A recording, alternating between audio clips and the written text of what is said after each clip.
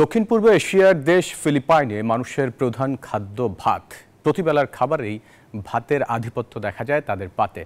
তবে চিন্তার বিষয় হলো বর্তমান প্রজন্মের তরুণেরা কৃষিকাজে আগ্রহ হারাচ্ছেন। কৃষকের হাড় ভাঙা খাটুনি আর দারিদ্রতা তরুণদের কৃষিকাজের প্রতি অনীহার অন্যতম কারণ। ফিলিপাইনে একটি কথা চালু আছে, বিগাস এই বুহায়, যার অর্থ ভাতই জীবন।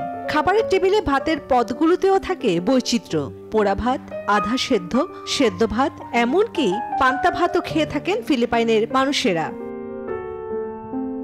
ফিলিপাইনে প্রায় 24 লাখ মানুষ ধান উৎপাদনের সঙ্গে জড়িত, যারা খাড়া পাহাড়ের মধ্য দিয়ে প্রখর রোদে পুড়ে কিংবা কাদামাটি মারিয়ে 11.5 কোটি ফিলিপাইনবাসীর খাবারের টেবিলে ভাতের যোগান দেন।